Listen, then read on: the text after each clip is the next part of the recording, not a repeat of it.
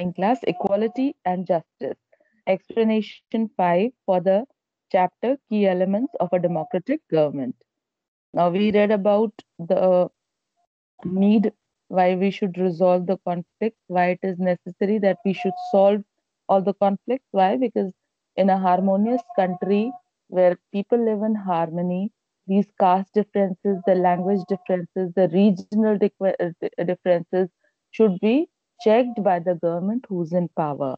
Okay, and law and order by all means should be maintained. Now we come to know the keywords are equality and justice. Equality means all should be treated equally. Justice means all should be given accurate law abiding sentence which is right for the two people who are in a quarrel. Clear? So we go into the detail. It is the duty of a democratic government. Please switch off your cameras, please. I request you to provide equality and justice to all its citizens. As the preamble of Indian Constitution provides, we, the people of India, dash, dash, dash, dash, secure to all its citizens justice, social, economic, and political, equality of status and of opportunity. Now, what is a preamble? A preamble is a written paper with a, like constitution is a set of laws. It's a whole book and it's a huge book. But what it is dealing about is given in a summary form, and that is known as a preamble. A preamble is a summary of the entire laws on which the constitution is made. So in that preamble, it is given also that justice should be given. And what kind of justice?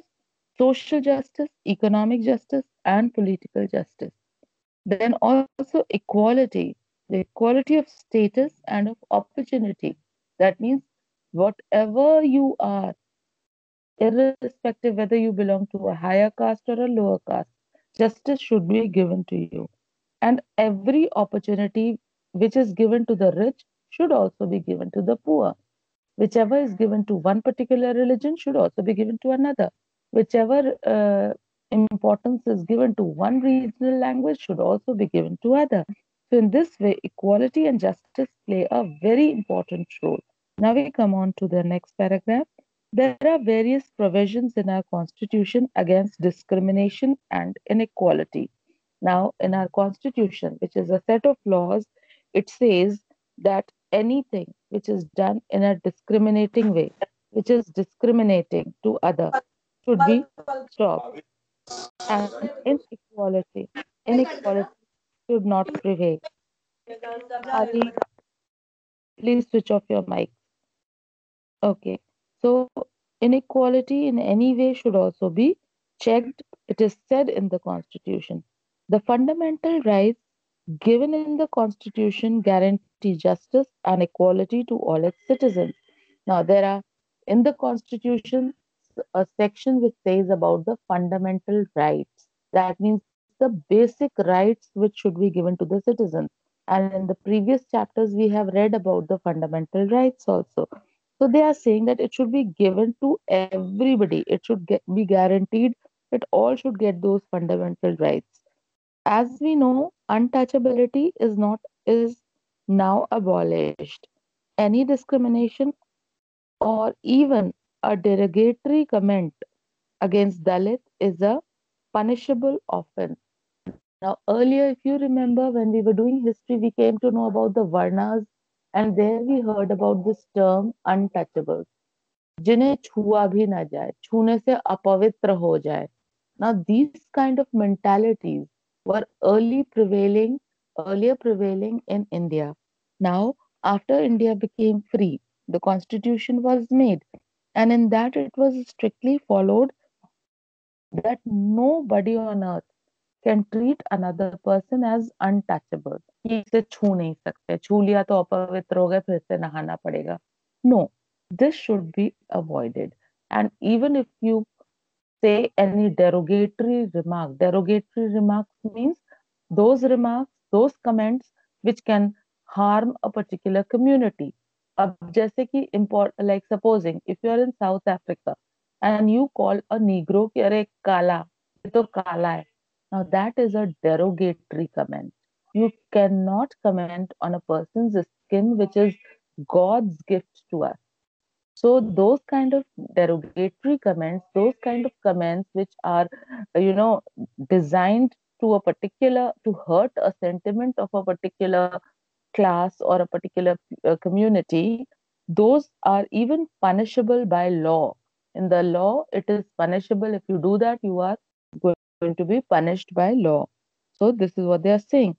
Then Dr. B.R. Ambedkar, the chief brain behind the Indian Constitution, had himself faced shocking discrimination. Now, as we had read earlier also, Dr. B.R. Ambedkar, who belonged to a lower caste, he, while he was growing up, was treated in the same way, was treated very badly just because he belonged to a lower caste. So while framing the constitution, he kept everything in mind. He kept every possible injustice and he made a law for it. Clear? You already know that Dr. B.R. Ambedkar made the constitution. So he was, while making, he was very alert. He realized the necessity of giving social justice. All citizens are equal in the eyes of law. Law gives equal protection to all without any discrimination. So he believed that law should be such which could give protection to everybody, one and all. Whatever caste you belong to, creed you belong to, sex you belong to, gender you belong to, it should be given impartially to all. Next, the Constitution has abolished all titles like Sir, Rai Bahadur, etc., that were conferred during the British rule. Now, the Britishers, when they were ruling India, to the certain rich people, to the certain educated and government officials, Indian government officials, they used to give titles like Sir लगा दिया उनके आगे, like Dr. Rabindranath Tagore. Okay, so now when Rabindranath Tagore got this degree as a doctor, as a surname for his working, this title doctor was added to his name. Later on, when India became free, Rabindranath Tagore gave up that title. He stopped calling himself as Dr. Rabindranath Tagore. Whatever titles were given, like Rai Bahadur so and so. So all these titles which were added in front of the name as a post given from Britishers was later on given up by the Free India. Okay, next. There is discrimination against girls and women in our society. Parents desire the birth of a male child more than that of a female child. A girl is given less care and attention in the family than a boy. This is called gender discrimination. Now, we are talking of gender discrimination, which is very, very prevalent in Indian society. Even till today, we call ourselves modern people, yet the desire for having a male child is still very, very prominent in many, many societies, in many, many households. आज भी जब कोई पैर छूता है तो कहते हैं पुत्रवती भव. Why पुत्रवती भव? Why not पुत्रीवती भव? Why not? Why not daughter ho? Why? Because this is the age-old Indian, sorry,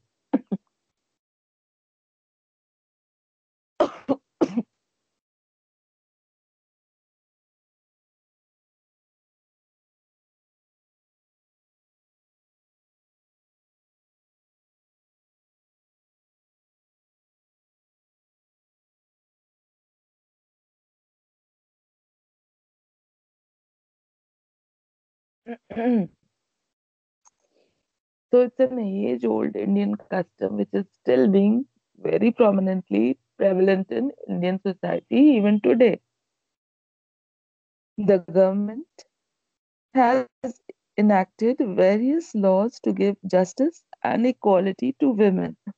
there is also talk of there is also talk of women empowerment. Now, this is the latest term which you have heard. Nowadays, it is very prevalent.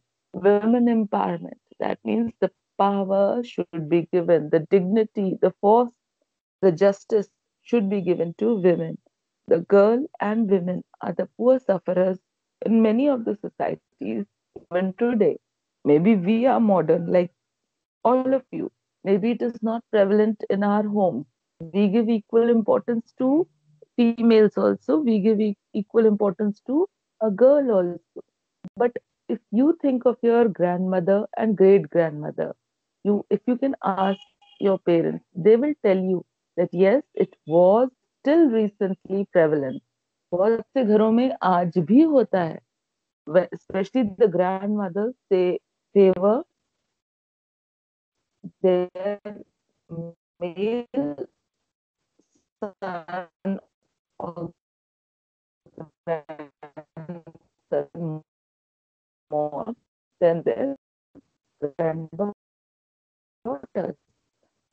So this is very common, relevant, evil prevalent. They have been provided now, even in the government matters, such as a panchayat at a village level. There also, nearly 33% seats are reserved for women.